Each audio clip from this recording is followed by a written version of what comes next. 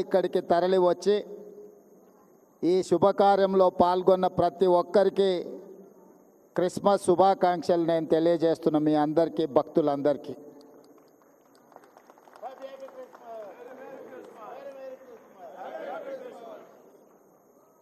ఈరోజు రెండు శుభకార్యాలు ఇక్కడ మనం నిర్వహించుకుంటున్నాం. ఒకటి, 100 సంవత్సరాల క్రితం ఆనాడు వచ్చిన కరువు కాటకాలను నిర్మూలించడానికి ప్రజలు ఆకలితో అలమటిస్తున్నప్పుడు పనికి ఆహార పథకం ఆనాడు ప్రభు మందిర నిర్మాణంలో భాగస్వాములైన ప్రజలందరికీ భోజనం పెట్టాలన్న ఒక గొప్ప ఆలోచన, వారికి పని కల్పించాలన్న ఆలోచనతో ఈ గొప్ప దేవాలయాన్ని నిర్మించడం జరిగింది. ఈ గొప్ప దేవాలయం దేశంలోనే ప్రముఖ, అదేవిధంగా 100 సంవత్సరాలు పూర్తి చేసుకొని ఒక గొప్ప దేవాలయంగా ఈరోజు పరిడవిల్లుతున్నది. ఇది తెలంగాణ రాష్ట్రానికే గర్వకారణము. ఈరోజు దేశంలోనే గొప్ప చర్చుగా మన మెదక్ చర్చు కీర్తింపబడుతున్నది అని అంటే 100 సంవత్సరాల నుంచి భక్తులు దీన్ని అద్భుతంగా నిర్వహించడం వల్ల ఈరోజు దేశ స్థాయిలోనే మనకు గుర్తింపు వచ్చింది. అలాంటి 100 సంవత్సరాలు పూర్తి చేసుకున్న దేవాలయాన్ని భవిష్యత్తులో ఇంకా అద్భుతంగా నిర్వహించడానికి, అద్భుతంగా తీర్చిదిద్దడానికి ప్రభుత్వం దగ్గరికి స్థానిక శాసనసభ్యులు మైనంపల్లి రోహిత్, అదేవిధంగా మిత్రులు మైనంపల్లి హనుమంతరావు గారు నా దృష్టికి తీసుకొస్తే తప్పకుండా ఈ దేవాలయానికి సంబంధించిన ఎన్ని అవసరమైతే అన్ని నిధులను విడుదల చేయాలని మంత్రివర్గ సహచరుల అండతో, వారందరి సహకారంతో ఈరోజు నిధులను విడుదల చేయడం జరిగింది. ఈ చర్చికి నాకు గొప్ప సంబంధము, అనుబంధం ఉన్నది. నేను పిసిసి అధ్యక్షుడిగా ఉన్నప్పుడు ఇక్కడికి పర్యటన చేసి ఇక్కడ దర్శించుకొని ఆనాడు నేను స్పష్టంగా చెప్పెళ్ళిన భక్తులకు, మళ్ళీ వచ్చే సంవత్సరం ముఖ్యమంత్రి హోదాలో ఈ చర్చకు తప్పకుండా వస్తాను, భక్తులందరూ ఆశీర్వదించండి, పేదల ప్రభుత్వాన్ని తెచ్చుకోండి, పేదలకు మేలు జరుగుతుంది, ప్రభు ఆశీర్వాదంతో పేదల ప్రభుత్వం ఏర్పాటు చేసుకొని ముఖ్యమంత్రి హోదాలో ఈ చర్చకు తప్పకుండా వస్తాను అని ఆనాడు భక్తులకు మాట ఇచ్చిన, ఈరోజు చర్చ్ నిర్మాణం 100 సంవత్సరాలు పూర్తి చేసుకున్న సందర్భం, అదేవిధంగా క్రిస్మస్ పండుగ కూడా భక్తులందరి సమక్షంలో నిర్వహించుకోవాలని ఈరోజు ఇక్కడికి ప్రాంగణంకి రావడం జరిగింది. చాలా సంతోషదాయకమైన పండగ. మీ అందరినీ కలిసినందుకు నాకు చాలా సంతోషం కలిగింది. నా సూచన, నా విజ్ఞప్తి, పేదల ప్రభుత్వం ఉన్నప్పుడే రైతులకు ఉచిత కరెంటు కానీ, ఈరోజు ఇందిరమ్మ ఇండ్లు ఏవైతే మనం నిర్మిస్తున్నామో అవి ప్రధానంగా దళిత క్రైస్తవులకే అత్యధికంగా ఇవ్వడానికి రాష్ట్ర ప్రభుత్వం ప్రయత్నం చేస్తున్నది. దళితులకు, గిరిజనులకు, దళిత క్రైస్తవులకు, గిరిజన క్రైస్తవులకు అత్యధికంగా లబ్ధి చేకూరుతుంది. ఈరోజు రాజీవ్ ఆరోగ్యశ్రీ ద్వారా 10 లక్షల రూపాయలతో పేదలకు ఉచిత వైద్యాన్ని అందిస్తున్నాము అని అంటే అది కూడా పేదలకే చెందుతుంది. 200 యూనిట్లు ఉచిత కరెంట్ ఈరోజు రాష్ట్ర ప్రభుత్వం అందిస్తున్నది అని అంటే ఇది కూడా పేదలకే చెందుతుంది. 500 రూపాయల పంట బోనస్ వరి పండించిన వాళ్లకు ఈ ప్రభుత్వం ఇస్తున్నది అంటే ఇది కర్షకులకు వారికి చెందుతుంది. 21,000 కోట్ల రూపాయల రైతు రుణమాఫీ చేసినామంటే పేద రైతులకే ఈరోజు ఆ రుణమాఫీ అందింది. ఇలా సంక్షేమ పథకాలు, ఫీజు రియంబర్స్మెంట్. ఈరోజు నేను ఒక మాట స్పష్టంగా చెప్పదలుచుకున్నా, ఆనాడు క్రిస్టియన్ మిషనరీస్ ఏదైతే ఎడ్యుకేషన్, హెల్త్ పట్ల ప్రత్యేకమైన శ్రద్ధ చూపించి పేదలకు, ఏ దిక్కు లేని వాడికి ప్రభువే దిక్కు అని ఆనాడు గొప్పగా విద్యను అందించి, వైద్య సేవలను అందించి, సేవ అంటే ఇలా ఉండాలి అని ఈ సంస్థలు చూపించిన బాటలోనే ఈనాడు మా ప్రభుత్వం ఫీజు రియంబర్స్మెంట్ కానీ, లేకపోతే రాజీవ్ ఆరోగ్యశ్రీ హెల్త్ పథకం కానీ తీసుకొచ్చినాయి అంటే వీటికి పునాదులు ఆనాడే పడ్డాయి.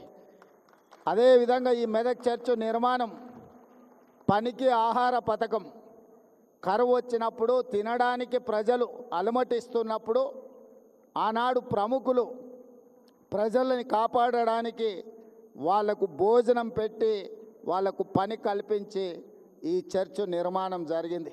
ఈరోజు ఉన్న ఉపాధి హామీ పథకానికి స్ఫూర్తి ఈ చర్చ్ 100 సంవత్సరాల క్రితం నిర్మించినప్పుడు ఏ విధానాన్ని అవలంబించిందో కాంగ్రెస్ పార్టీ అధికారంలోకి వచ్చిన తర్వాత ప్రవేశపెట్టిన ఉపాధి హామీ పథకం, పనికి ఆహార పథకమే.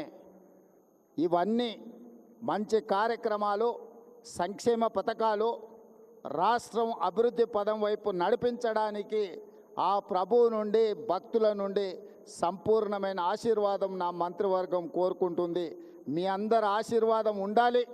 ఈ ప్రభుత్వం 10 కాలాల పాటు వర్ధిల్లాలి. పేదల సంక్షేమ పథకాలు ఇచ్చిన మాట ప్రకారం అమలు చేస్తూ మన రాష్ట్రాన్ని అభివృద్ధి పదం వైపు నడిపించడానికి మీ అందరి సహకారం ఉండాలి. మెదక్ జిల్లా అభివృద్ధి విషయంలో, ఈ ప్రాంత అభివృద్ధి విషయంలో ప్రభుత్వం చిత్తశుద్ధితో ముందుకు వెళ్తుంది. ఈ జిల్లాకు సంబంధించి ఏ విషయాలు ఉన్నా పెద్దలు దామోదర్ రాజనరసింహ గారు, అదేవిధంగా ఇన్ఛార్జ్ మంత్రివర్యులు కొండా సురేఖ గారు మీకు అందుబాటులో ఉంటారు. తప్పకుండా ఏ అవసరం ఉన్నా కూడా ఈ ప్రభుత్వము ప్రజల యొక్క అవసరాలు తీరుస్తుందని తెలియజేస్తూ మళ్ళీ ఒక్కసారి హ్యాపీ క్రిస్మస్ శుభాకాంక్షలు మీ అందరికీ తెలియజేస్తూ సెలవు తీసుకుంటున్నాను. అదేవిధంగా ఈ నూతన సంవత్సర శుభాకాంక్షలు మీ అందరికి కూడా, భక్తులందరికీ కూడా తెలియజేస్తున్నాను. ధన్యవాదాలు మిత్రులారా.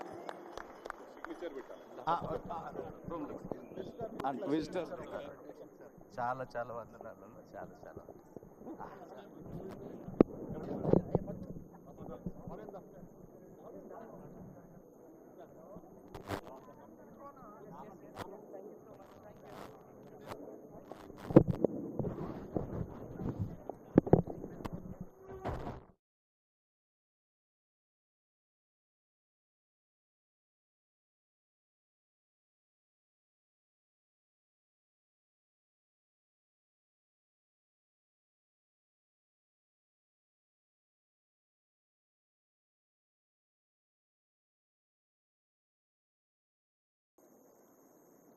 వంద సంవత్సరాలు ఈ మెదక్ చర్చ్ నిర్మాణం, ఈ దేవాలయ నిర్మాణం జరిగిన కార్యక్రమాన్ని అద్భుతంగా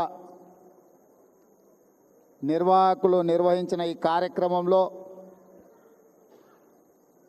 కాంగ్రెస్ పార్టీ తెలంగాణ అధ్యక్షులు, సహచర మంత్రివర్గ సభ్యులు, పార్లమెంట్ సభ్యులు, శాసన మండలి సభ్యులు, శాసన సభ్యులు, మత ప్రవక్తలు, ప్రభు భక్తులందరూ కూడా వేలాదిగా ఇక్కడికి తరలి వచ్చి ఈ శుభకార్యంలో పాల్గొన్న ప్రతి ఒక్కరికి క్రిస్మస్ శుభాకాంక్షలు నేను తెలియజేస్తున్నా మీ అందరికీ, భక్తులందరికీ.